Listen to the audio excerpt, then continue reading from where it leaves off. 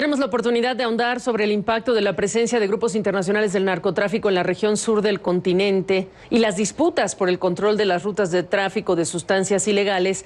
Bueno, con Jorge Fernández Menéndez, él es periodista especializado en temas de seguridad. Jorge, gracias por esta oportunidad. No sé si tuviste oportunidad de escuchar el informe completo de nuestra compañera Ana María Cañizares. ¿Dónde están las cosas, en tu opinión, en particular en Ecuador? Y después nos vamos al resto de lo que es esta zona del Pacífico. Adelante. Gabriela, mucho gusto en saludarte, mucho gusto en saludarlos a todos. Sí, escuchaba el reportaje de la compañera desde Ecuador y evidentemente la presencia de los cárteles mexicanos en todo el sur del continente es una realidad en Centroamérica, es una realidad en Colombia, en Ecuador, en Perú, incluso en Bolivia. En Ecuador quizás es el país institucionalmente más débil de todos estos de la parte de los Andes y donde mayor penetración ha tenido el cártel, tanto Jalisco como el cártel de Sinaloa. El cártel de Sinaloa desde hace muchos años, el cártel Jalisco en los últimos años, y han trasladado la lucha que llevan en México, en otros lugares, la han trasladado a esos países. Ecuador, como decía el reportaje, es un país de tránsito, pero es un país también de producción.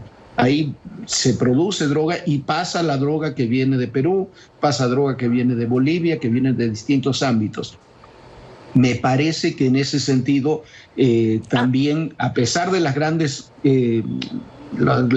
incautaciones de droga, me parece que es un país por donde pasa literalmente todo, Gabriela. ¿Por qué la cárcel, Jorge? ¿Por qué las cárceles?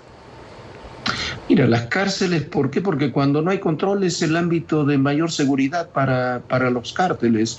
Desde las cárceles tú puedes detener narcotraficantes, pero si hay un esquema de impunidad por una parte y hay otro esquema donde desde la cárcel puedes seguir manejando el negocio, incluso protegido, me parece que es muy evidente por qué lo hacen. Desde ahí ocurrió durante muchos años en México, sigue ocurriendo en buenos capítulos, en muchos capítulos en México, salvo en algunas cárceles de máxima seguridad. Pero recuerda, por ejemplo, que de una cárcel de máxima seguridad, de una de las más importantes del país, se escapó por un túnel el Chapo Guzmán. Entonces, las cárceles terminan siendo en todos nuestros países espacios muy vulnerables. Y cuando hay debilidad institucional, como ocurre también en Ecuador, son mucho más vulnerables aún, como lo vimos con este terrible motín de los días pasados.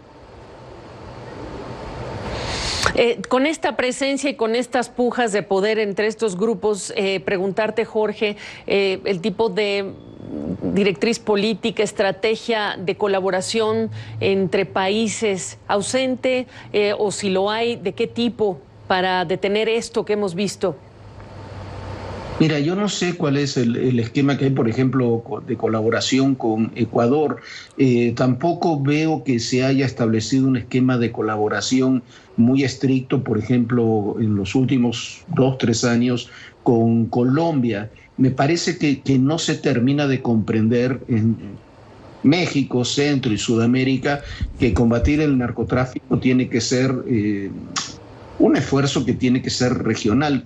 Ocurrió durante algún tiempo entre México y Colombia, donde hubo un esfuerzo común que dio relativamente buenos resultados, pero que fue en la época del Plan Colombia, Iniciativa Mérida en México, pero me parece que eso se ha ido perdiendo y me llama profundamente la atención el grado de penetración que tienen Cártel Jalisco y Cártel Sinaloa en Ecuador, sin que haya un intercambio de información, de inteligencia, de operación mucho más intenso entre los países. Si vemos solamente las cifras de drogas incautadas, las toneladas de drogas incautadas, imaginemos la cantidad de droga que debe pasar sin ser incautada, sin ser detenida por las autoridades.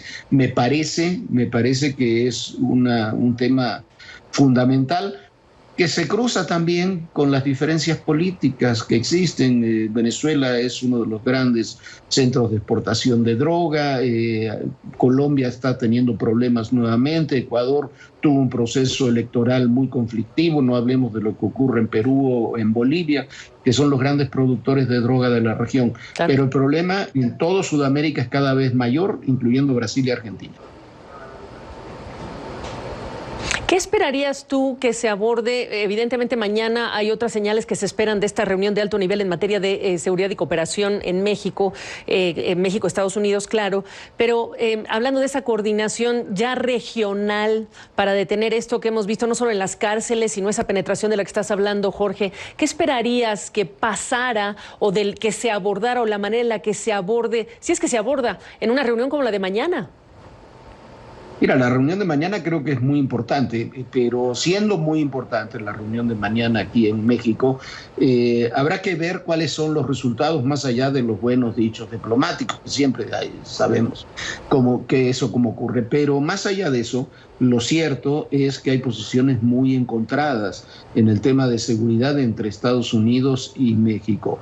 Hay una realidad que es insoslayable. Sí. Estados Unidos lleva de la administración López Obrador 100,000 muertos por asesinatos. Y el New York Times sacaba una nota en primera plana donde habla, y tiene razón, de 100,000 desaparecidos en México en los últimos años. En Estados Unidos, por otra parte, ha habido 93,000 muertos por sobredosis de droga, particularmente de fentanilo, el año pasado, la cifra más alta de la historia de Estados Unidos. ¿Qué es lo que reclama Estados Unidos? Que se luche más contra las redes del narcotráfico, que se capture a sus jefes y principales operadores y que se los juzgue y en algunos casos se los extradite a la Unión Americana. La política de México en la administración López Obrador ha sido en el tema de las drogas, sobre todo de contención, lo que aquí le llaman la política de abrazos y no balazos, y me parece que es una política que hasta ahora ha fracasado. Entonces habrá que ver qué mecanismos de colaboración se logran establecer el día de mañana entre México y Estados Unidos para romper este impasse que hay en la lucha contra el crimen. Y si no hay una coordinación entre México y Estados Unidos, me parece que es prácticamente imposible que eso se traslade el día de mañana a una colaboración entre México, Estados Unidos y los países de Centro y Sudamérica. Y mientras tanto, esto sucede en nuestra región. Jorge Fernández Menéndez, gracias por la oportunidad de tu perspectiva. No, gracias a ti. Un saludo a todo tu auditorio.